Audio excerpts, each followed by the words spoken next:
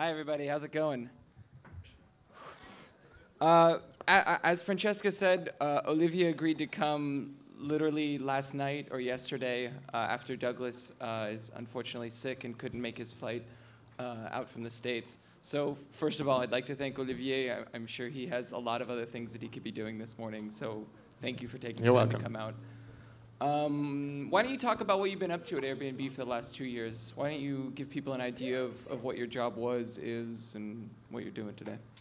Yeah, as Francesca said, I joined Airbnb a little bit more than 2 years ago to launch the Paris office. And since then, I took over Europe and Africa, not Asia yet, but only Africa. And so I'm coordinating the 8 offices we have in Europe, basically with a team of 5 to 20 people in each of the countries we are present in. And yeah, my goal is to make sure that things run smoothly and that communities all over the region are happy. What did Airbnb look like in Europe when you first got here, or even in Africa when you first started in Africa? So when we started the operations in Europe a couple of years ago, basically Airbnb already existed in Europe. So if you look at Paris, for instance, there were already 4,000 listings in Paris, even if we had not done anything. So basically it was mostly the community talking about Airbnb among themselves and putting their apartment or their house on the website. And that's the way we've developed the website all over the world, which is through word of mouth. Basically, the common story was a French person from Paris was going to New York, Chicago, San Francisco, wherever, where we had listings already. And then when they were in New York or in Chicago, they were, I have a place in the middle of Paris, in the middle of Lyon, in the middle of Bordeaux, that is empty right now because I'm in the States. Why don't I put it on Airbnb when I come back? And they started to do that. They had a good experience. They talked to their friend about it, and 4,000 people did that at the same time. And when we opened the office, Paris was already among the top cities in the world. So you said there were over 16,000 listings in Paris today? I've heard from Nicola, the country manager who is here, we have 25,000 right now. 25. And how does that line up with, I don't know, San Francisco, New York, London? I think it's in the top 3. So yeah, it's New York, Paris have always been some of the biggest market for Airbnb, with London, with San Francisco, and a few others. And what do you think has been the key on your end and in France as a whole? I know a lot of people have started to notice that the sharing economy does really well in France. Airbnb, BlaBlaCar, a lot of the other people that are here. What do you think the key is? What have you guys done to encourage success? And is there something about France that makes it right for the sharing economy? Yeah, that's a very good point. Like we talk among each other very often, and France. It's not always the case that France is at the forefront of, digital innovation. Obviously, we would like that to be more often, but for the sharing economy, it's definitely true. You mentioned a few names, whether in the ride sharing, the car sharing, or in the home sharing like we are, and definitely France is a very big market for all of us. I think it's just, there are a few things that are happening. I think people are pretty open to sharing what they have. I think there is a change of mindset as well. If you look at people our age, owning a car is not that important anymore. I bought a house a few months ago, and a few weeks ago actually. I've not even moved in yet. Congratulations. Thank you. There is a spare bedroom for Airbnb, so if anybody wants to stay in Paris next time, it will be listed pretty soon. And when I was signing the papers, which took like 3 hours, which was a little bit too much in my sense. Like everybody was, yeah, congratulations, a big achievement. It's really big, and your parents should be proud. And have you talked to your grandmother? And I was, yeah, well, I had a house before. I was just renting it, and now I'm owning it. What kind of difference does it make? I think our parents and our grandparents, and before, there was this feeling that when you own something, when you own your car, when you own your house, it's a social statement. I don't think it's true anymore. And French people, it's the case. I think not only for me, but for a lot of people. And the other thing is I've always asked the question: is it a crisis who created the sharing economy? And I'm sure many of you have the same question. I think the crisis helped develop the sharing economy even more because people need to make a little bit more money. But it's definitely not what created the sharing economy. It's not, and it's not what's going to sustain the sharing economy in the next few years and decades. So. Yeah, that's a great point. Someone last night that I was talking to asked me if I thought that when, you know, there's this big talk about when the economic crisis recovers, that the sharing economy is some sort of bubble that'll readjust. And I don't know how you guys feel internally about that, but it doesn't seem like you guys have displaced hotel revenue, and there's a lot of data to show that hotels are still doing just fine, even if you guys are now worth more than some of the biggest hotel chains. So what do you think about that?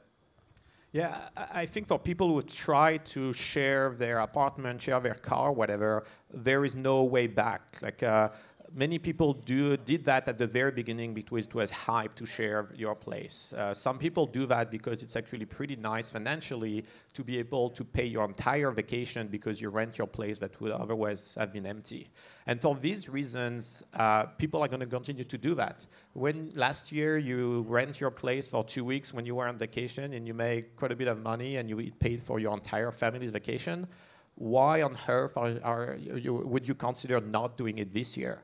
I think the economic crisis, when we recover all over Europe and all over the world, you know, this is not going to change things back. People will have potentially a little bit more money, but they will still think that leaving their place empty for 2 weeks or 3 weeks when they are off for vacation is dumb. So they're going to continue to do it.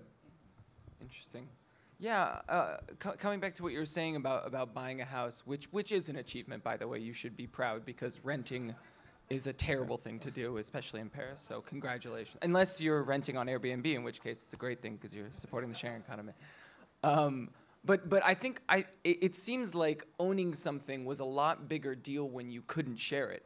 It seems there's a correlation where, for me at least, I don't have a car. I don't have a scooter. I live in Paris, and I like living here because, in relation to California, the public transportation is usable, which is a great level to be at.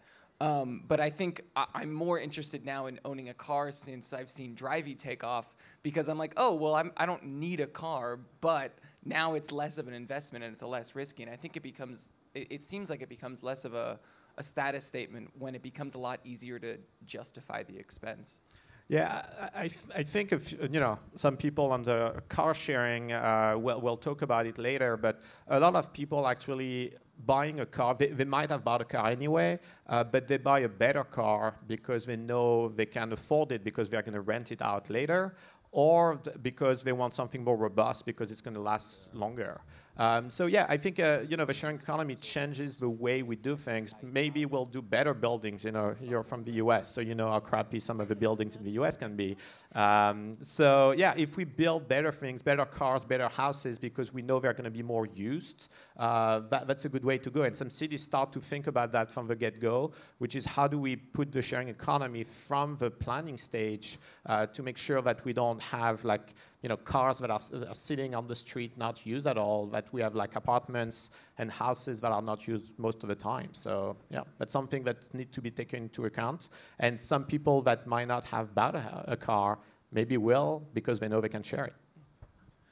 I was really interested. I think it was last year when Zipcar got bought by Avis, yeah.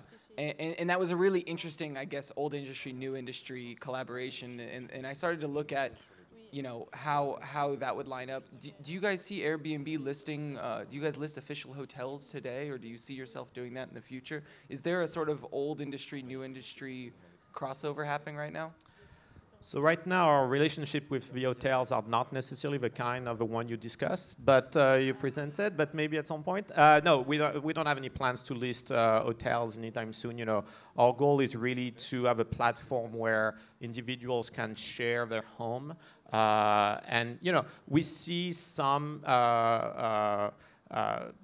old companies with new companies getting together, I think there are a lot of things that the old companies can learn from the sharing economy, and a few of them that are represented today are really keen on doing it. Like Antonin mentioned La Poste earlier. La Poste has been there for a very long time and is very serious about it. It's not just putting a logo on a conference like this one or an event like this one. It's really thinking of how the sharing economy and everything that it entails can change the way we do business. So there are a lot of things that can be done between the old and the new economy, if you want to call them this way. Yeah. I was talking with La Poste earlier, and they were talking about their ideas for how they can sort of become a collaborative company of sorts. And it's really interesting to see how the sharing economy is starting to bleed into big business. And you know, a giant company like La Poste is very similar to a city, and it has all of the infrastructure that a city has, and so it's interesting to see how they're looking at sharing it. I know you're going to be talking about, you're on a panel later in the festival about regulation, so I won't touch on it too much, but there's been a big wave recently with Airbnb. People have been saying they've been embracing regulation in the States. What's your relationship with regulators here? I know Paris seems to be one of the cities that is more supportive of Airbnb. What do you guys see in terms of regulation coming down the pipeline, and how do you guys try to get in front of that?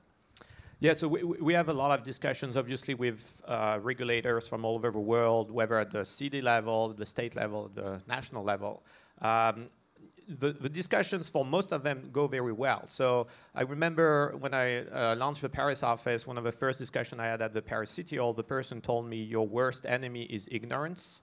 And what he meant by that is people have all this preconception about Airbnb, and so you should go and talk to all of us to tell us what you're doing.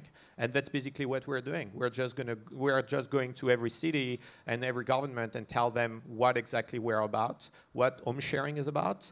And for the one who actually wants to listen, which is the vast majority, they get it. So of course we need to have some kind of framework, we need to have some kind of regulation as soon as something takes off and start to be quite big.